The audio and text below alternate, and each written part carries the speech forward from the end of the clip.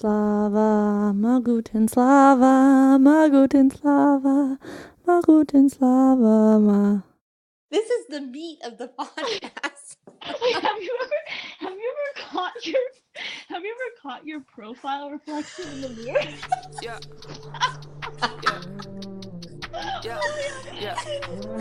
Look like a gremlin. Yeah. This is gonna be a disaster. Yeah. This shit feel like I won't ever make it home. Traffic's backed up, I got to get off of this road. Foot on the gas, I swear to God, I'm in my zone. From St. Petersburg and Brooklyn, this is She's in Russia. I'm Smith. And I'm Lily.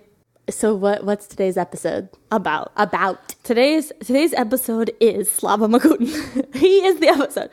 So today we have the honor and pleasure of speaking to Slava Mogutin, who is a New York-based multimedia artist, filmmaker, and writer.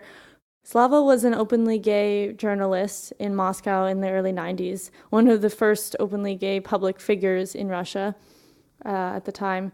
And he was exiled from Russia in the early 90s after a series of criminal charges were brought against him for the content of his writing. The first question we have for you is, in a lot of the things I read of your work, you call yourself a third-generation writer. And I noticed you don't talk about your family that much, so I'm just curious, what did your family write about? Well, the thing is that my grandfather was a writer who was prosecuted during Stalin's repression, so he was sent to Gulag. And I never got to meet him, but he was a novelist who was writing about Russian history, I believe. Yeah, so he was my grandfather. And my father is a professional journalist and writer who published over 20 books of poetry, books for kids. Also, he published a historic novel. I actually talk quite a lot about my father because I'm not in contact with him because he's a born-again Christian. So he's quite homophobic and he publicly denounced my work in several interviews. And he described my writing as anal filth. So that was kind of a description that, he uses when referring to my work. And, also I was awarded the Andrei Bely Prize, which is kind of like one of the most prestigious and oldest literary awards in Russia. And I think there's some kind of I don't want to say jealousy, but, maybe he thinks of me as someone who's less deserving than him.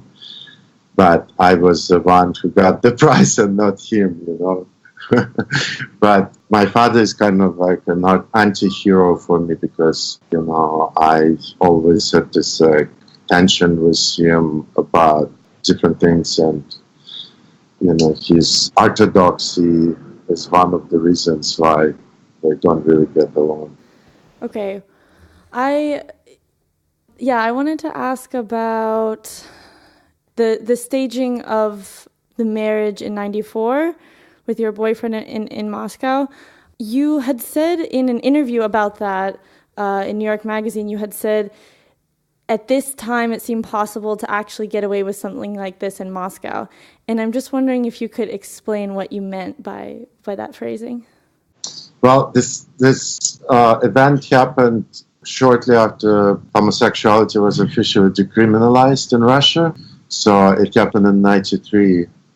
And that was after 70 years of this draconian anti-gay law where any consensual sex between two men was considered a criminal offense with up to 5 years in prison.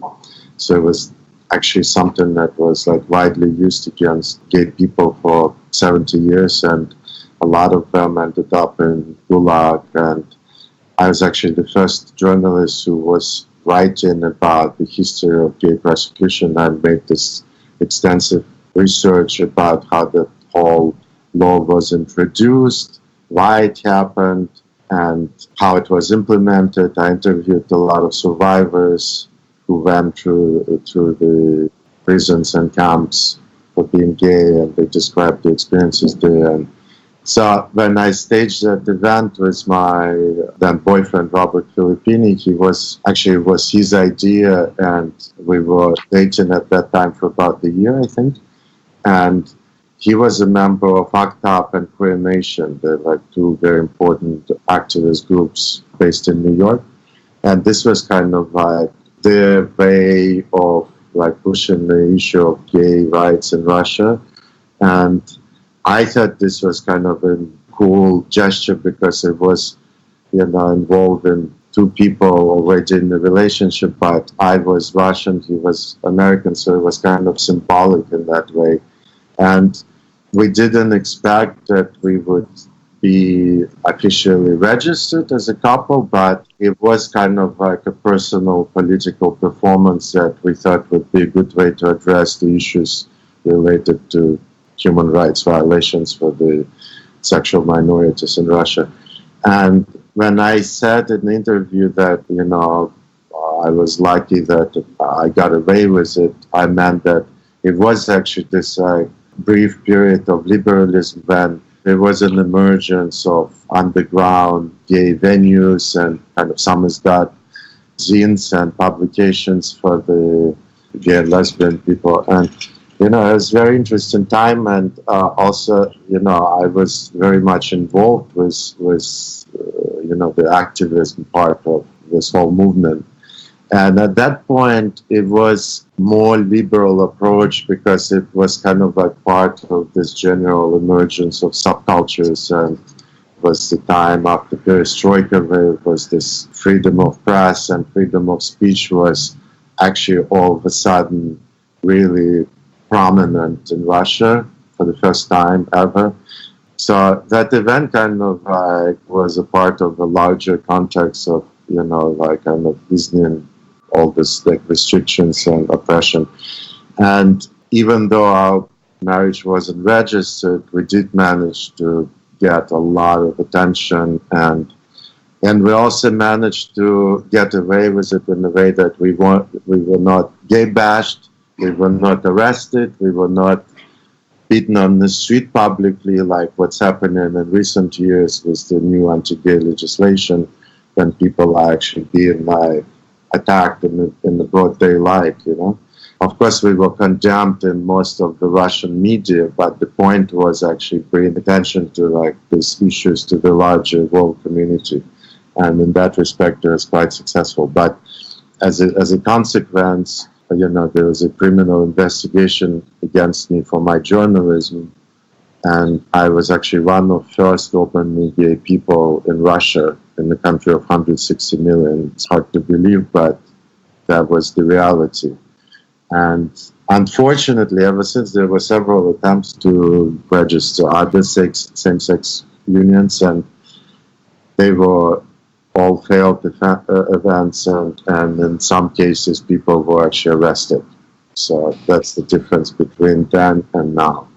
I have kind of two questions. The first one, maybe you've spoken about this in other interviews before, but the fact that you were the only openly gay person in the spotlight, you're a well-known journalist. I'm wondering, was that a choice you made at one point, or was it just a natural decision, you were just always going to be vocal about who you were?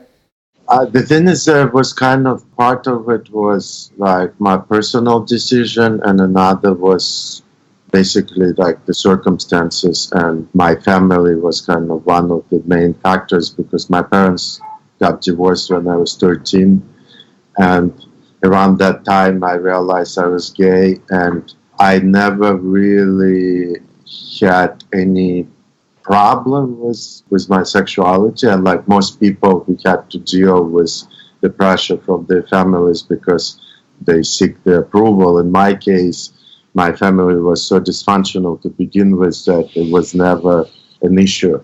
I was out and I let them deal with it, and my father freaked out, but my mother was actually quite accepting of it. And it was at the time when it was still considered a criminal offense.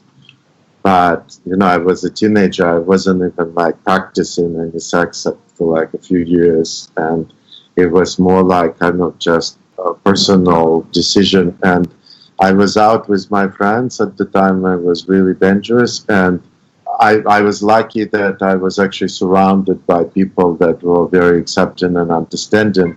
And when I started working as a journalist, it actually really helped with my career because there were plenty of old closeted gay guys and lesbians working in the Russian media who couldn't come out for various reasons, but they were very supportive of my work because, again, for me, it was never an issue. And I think the reason why my journalism was kind of like I was lucky enough to be published in some of the most popular mainstream magazines and newspapers is because, I didn't have this image of like an effeminate and flamboyant person. I was fitting in this like masculine stereotypes of the Russian psyche, and I think maybe that was one of the reasons why people were more accepting of me being gay rather than some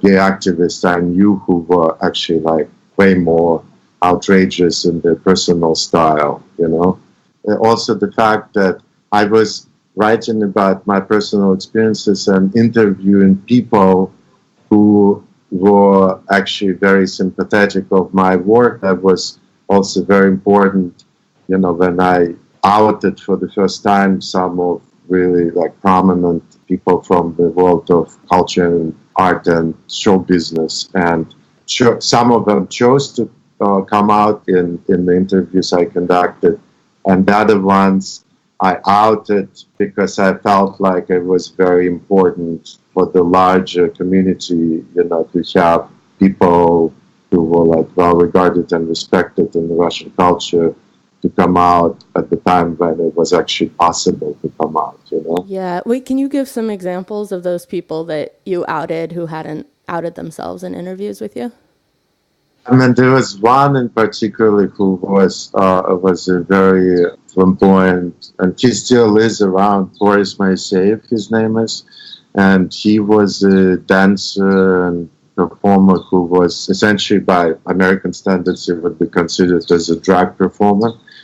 But in Russia, his official storyline was that he was dating all these female pop stars, but in the gay community, we all knew, of course, that he was like a flaming queen.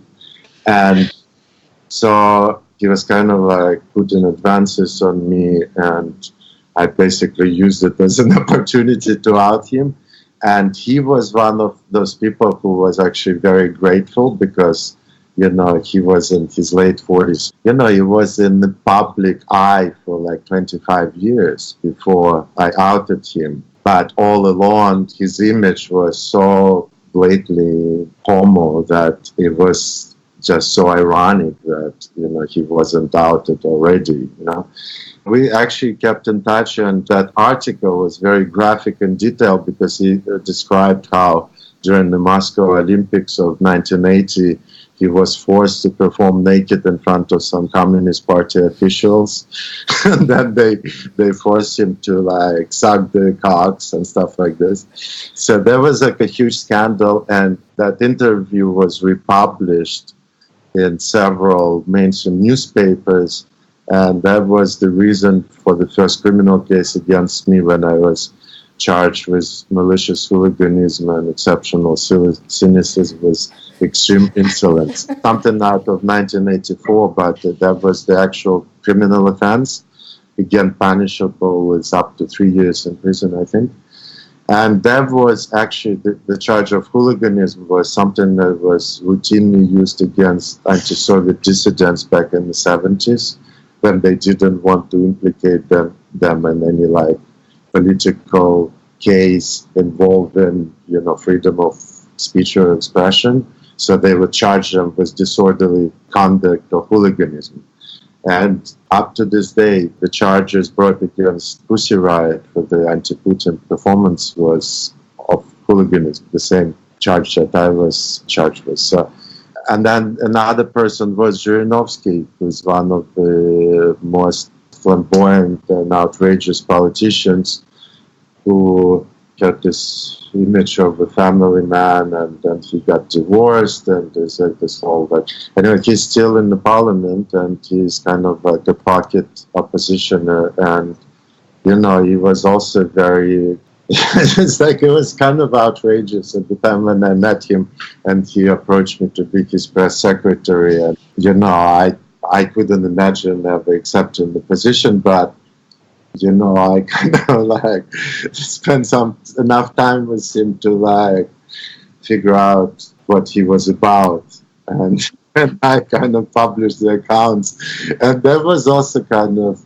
you know, like one of those well-known secrets, because I mean there were rumors about him being gay for years. But anyway, I was just like, you know, I was in my late teens when I was doing that, and at that time, as I said, it felt like anything was possible, and it was like this period when all the previously banned literature and art and cinema was all of a sudden available to the general public.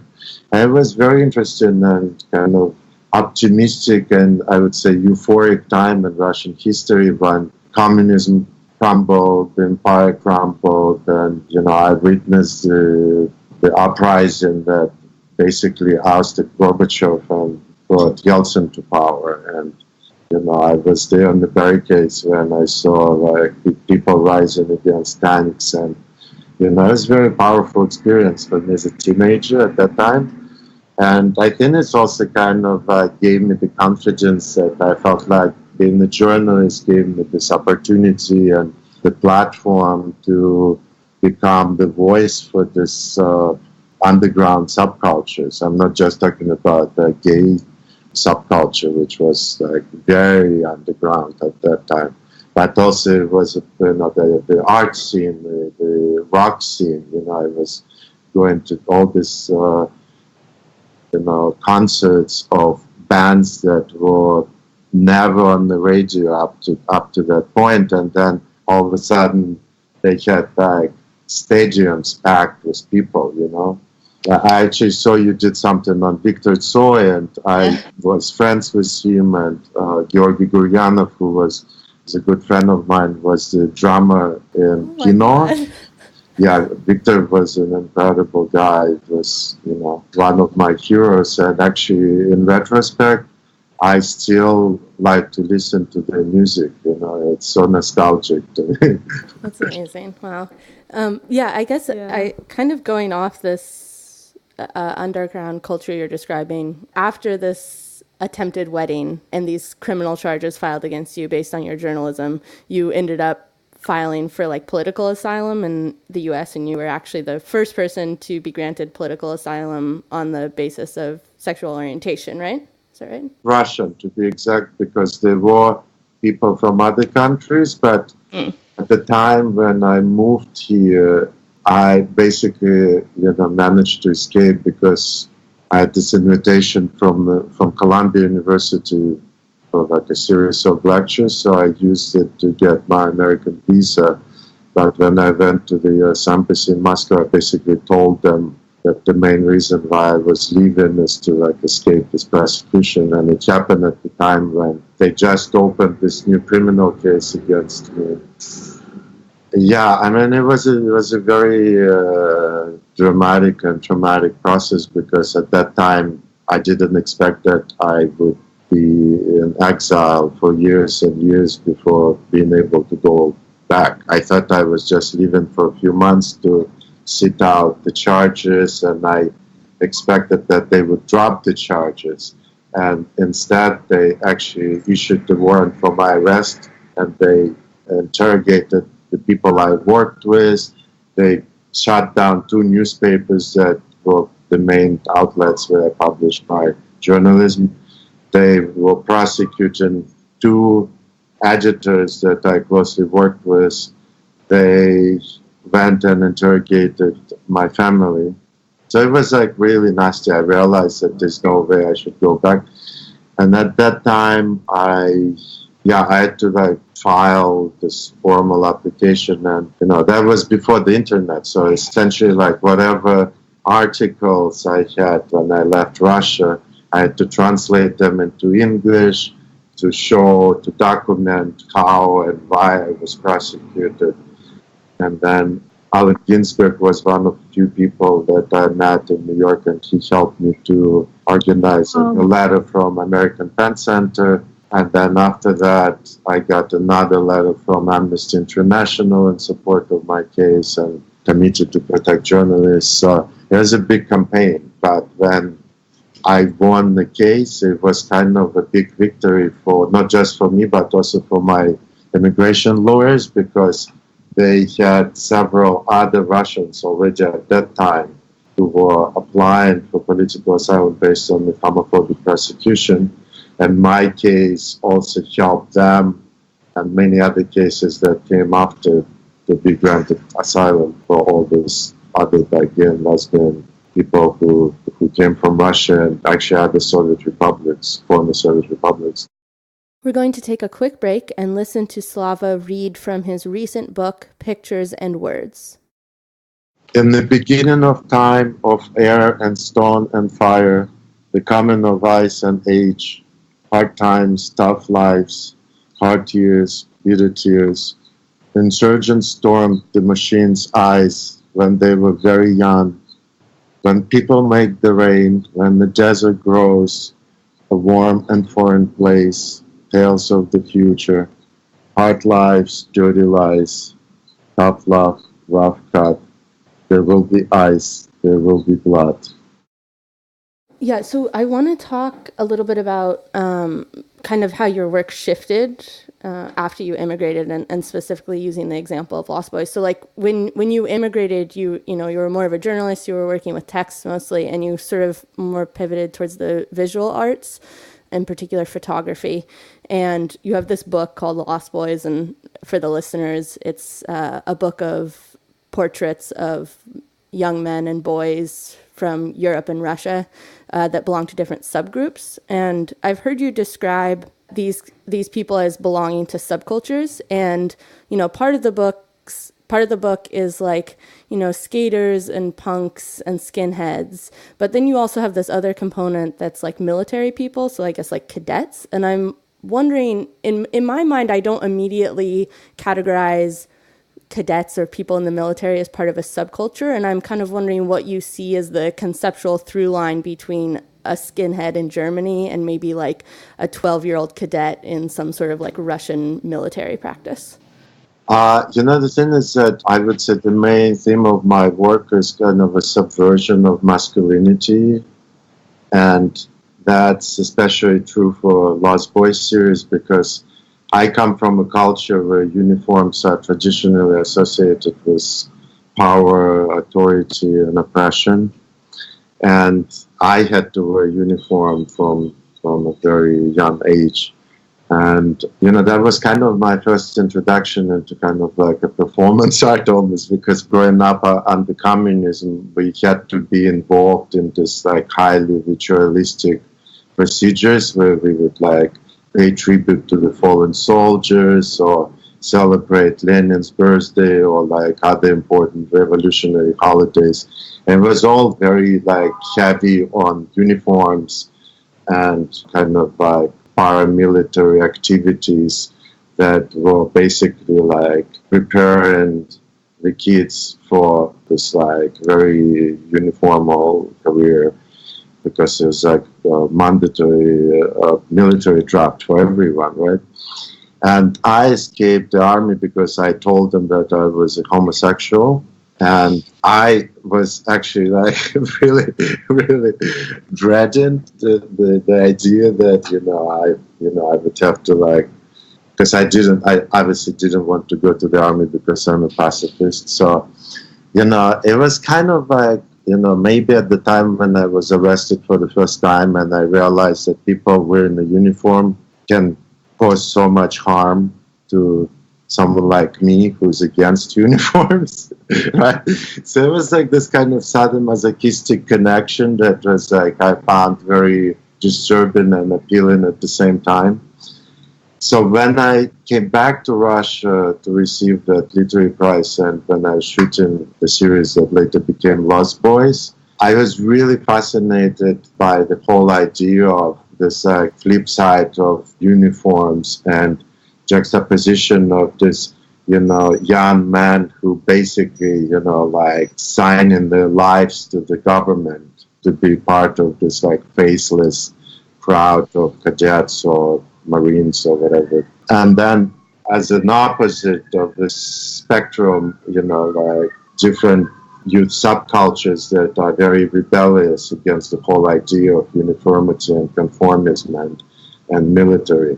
And I just wanted to examine how the whole idea of masculinity manifests in these different segments of the new generation of Russians.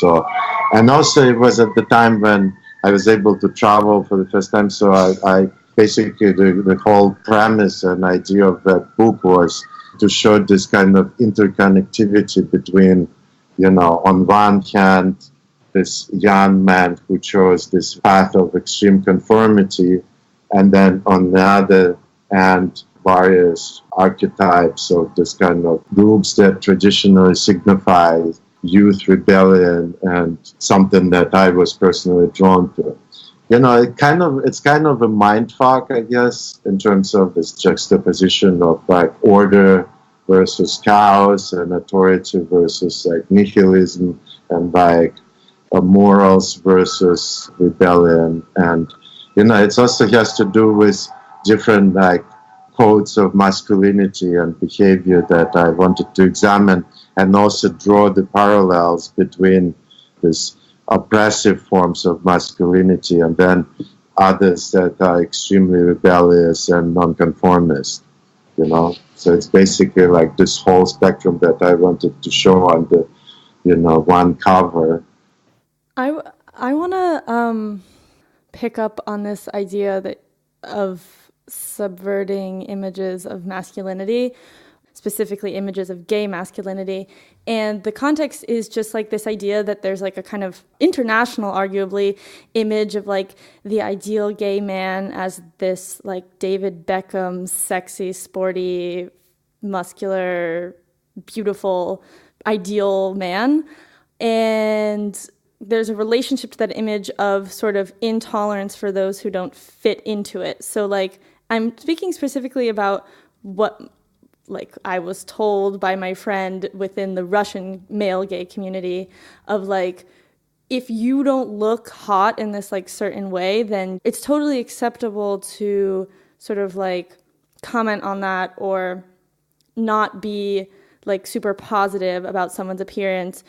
Basically the opposite of the idea of body positivity or the idea of any kind of sort of tolerance to different physicalities or different aesthetics. So it's interesting because actually I talk a lot about the conformity of gay community, and I think it's true for Russian gay community just as much as American.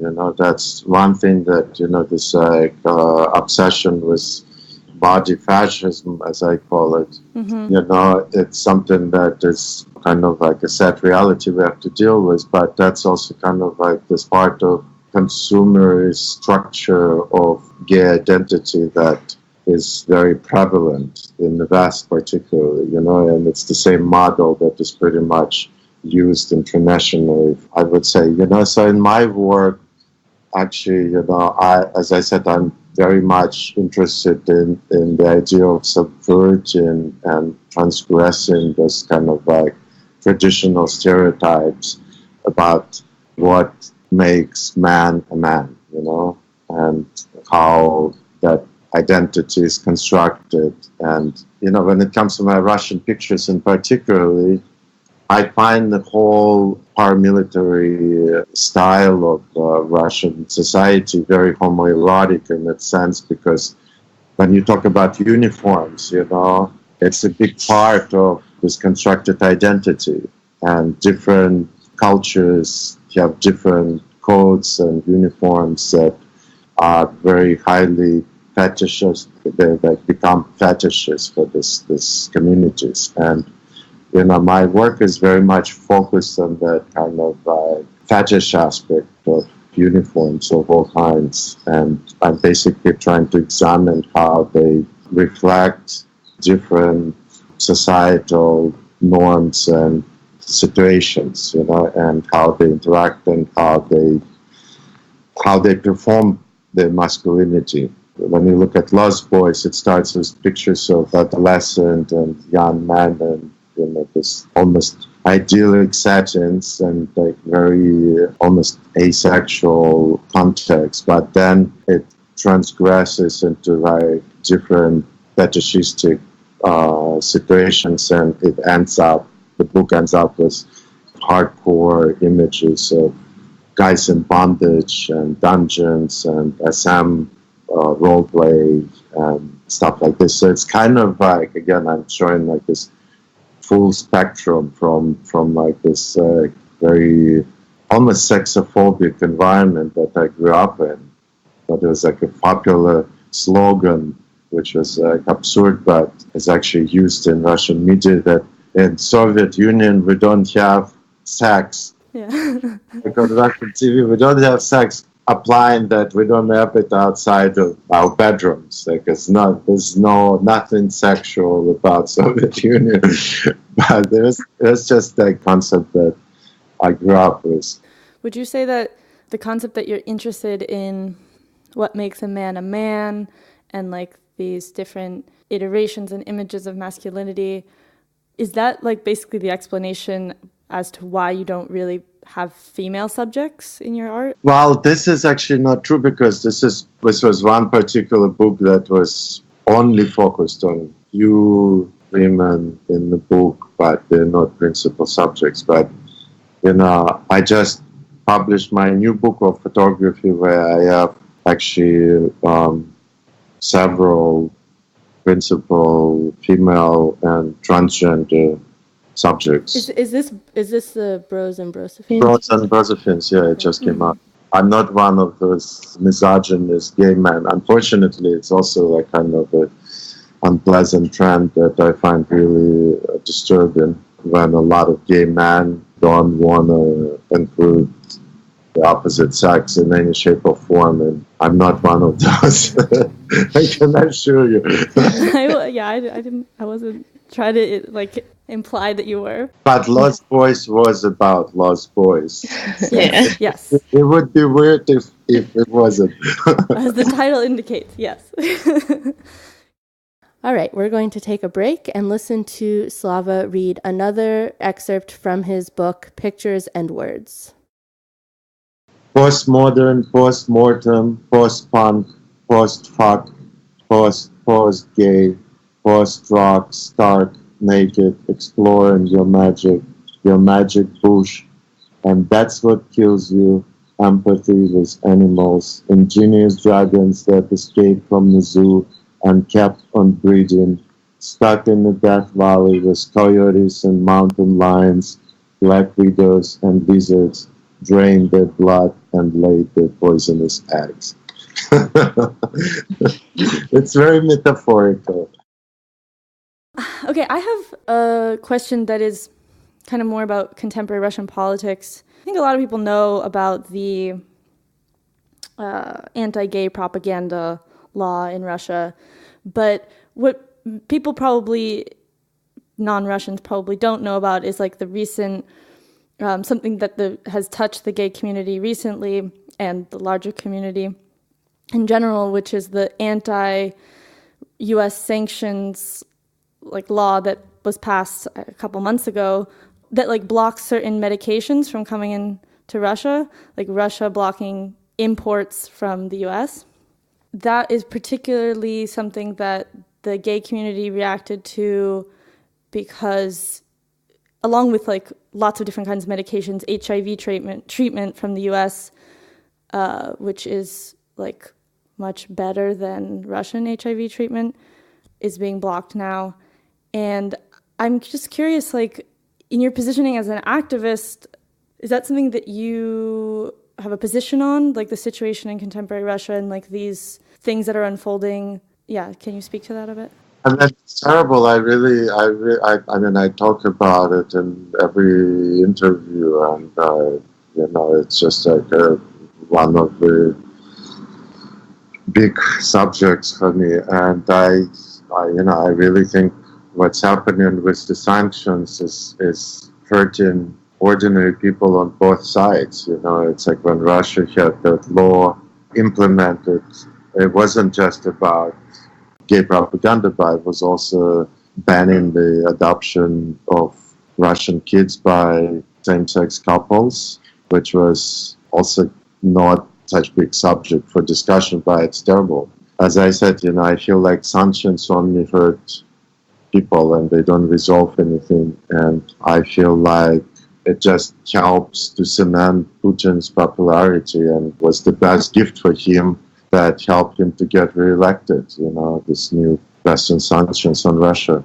I think the only way forward is diplomacy and cultural diplomacy in particular, Like I had shows that were boycotted sometimes, like I had the show in Indianapolis was my first US solo show, and there were calls for boycotting it because I was accused of being Putin's agent, which is completely absurd. I know, considering that I was exiled from Russia for being, that was before Putin, but, I spoke against Putin so many times, and still, just because I don't think sanctions is the best way to address the situation, But I also feel like this whole hysteria about Russia and Russian interference in the elections overshadows very important issues like the one we were just talking about. Because, it's like it dominates the news. In the meantime, there are like serious legislations are being passed that are actually hurting people already, Yeah. Okay, so we're just talking about the like larger context, but to go back to like the context of the gay community in Russia, do you consider yourself to be part of that community, or are you like as a Russian expat in the States, are you like involved as an activist with what's going on in Russia? Like, do you feel involved in that, or are you like more focused on the States or not? Actually more involved in bringing my message across to new places where I've never been before, and it's like one of the advantages of being visual artist is that it doesn't require translations, and my visual art and my photography is a continuation of the work I was doing as a journalist. I mean, I still do journalism, and a big part of my work as a journalist, again, is just basically like bringing the message, and just like everything I do, I think, could be considered as activism, because, the kind of queer imagery I work with is probably the most effective weapon against censorship and homophobia and hypocrisy and xenophobia and all that. And, travel in the world with my work, and I do artist talks every now and then, and I always talk about Russia and my past and my story in relation to the current events and what's happening there in recent years.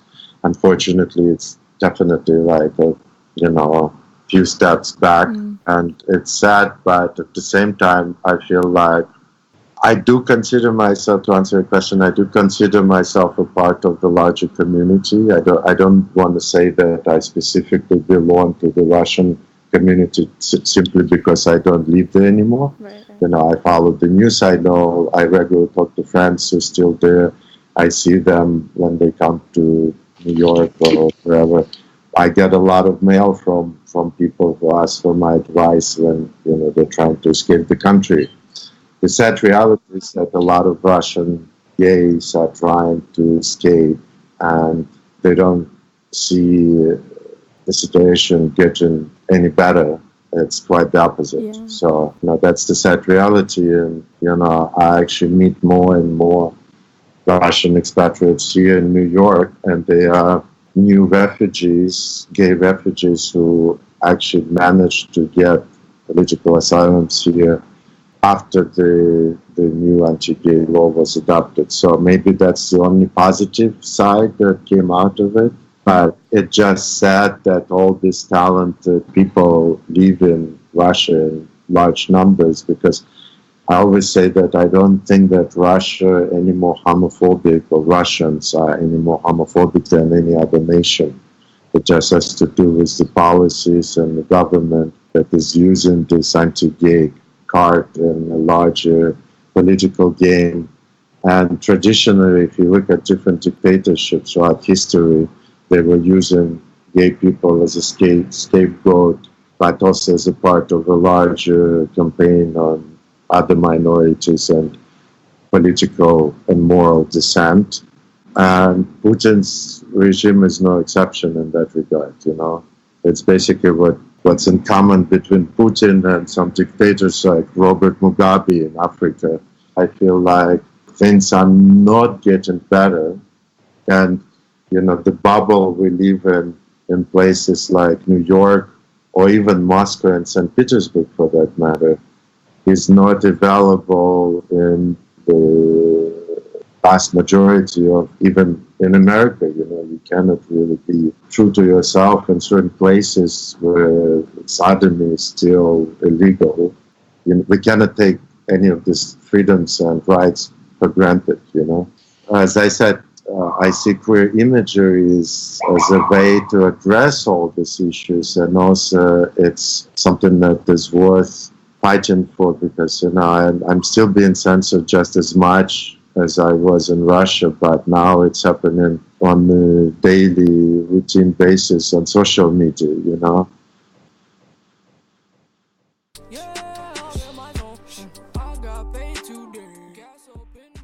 All right, that's the episode. If you would like to find Slava out on the internet, be sure to visit his website at slavamogutin.com. That's SLAVAMOGUTIN.com. He has a lot of his work on there and some biography stuff. It's a really nice website, so I recommend checking it out.